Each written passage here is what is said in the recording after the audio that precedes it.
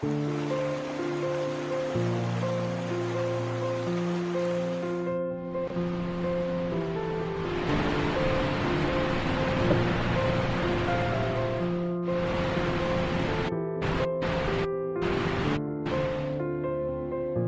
data about the Niagara River revealed that the water quality and environmental health were seriously deteriorated. Toxic chemicals in either the river or fish has raised, which badly influenced the health of surrounding communities.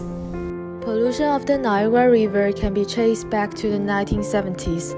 There were about 600 chemical plants, steel mills, oil refineries, and other industries discharged more than 250 million gallons of wastewater into the Niagara River each day. Even now, there are still millions gallons of untreated sewage have flowed into the Niagara River from both the American and Canadian sides. So the wastewater is produced by residents of Niagara, businesses, industries, commercial. It's all collected in the sanitary sewer pipes and is carried to many wastewater plants within Niagara. So we have 11 active wastewater plants. This issue matters to us because we care about our community. Water contaminated with wastewater could make someone sick if they are swimming and they accidentally swallow some. We are concerned for the health of wildlife and the waters. In Niagara, there are 25 different species of ducks. It also has the most reptiles and amphibians in all of Canada, which includes snakes, frogs, turtles, and more. The water pollution that led by human activities not only affects the wildlife in the Niagara River, but also has great influence on people. For example, the fishermen. It gets harder for them to catch fish since they pull in waste in their nets and hooks instead of fish often. And also harder for them to earn money because no one wants to buy the fish that is polluted and contains chemical waste in their stomachs.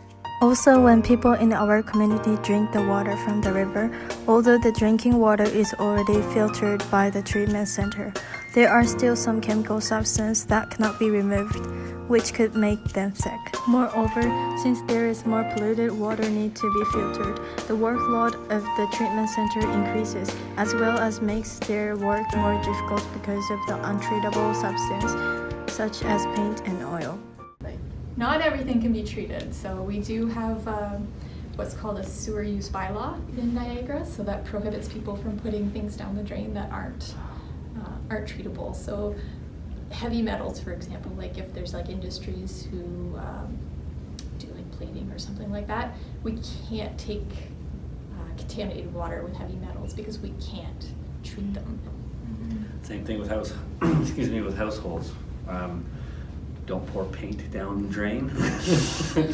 So we, because there's compounds in there we can't treat, so we have public outreach programs to help educate people. Or another one that's very popular is cooking grease and cooking oils and things like that, because it can clog the sewers up. So again, we can't police every house, but what we do is public outreach programs to explain why these things are bad.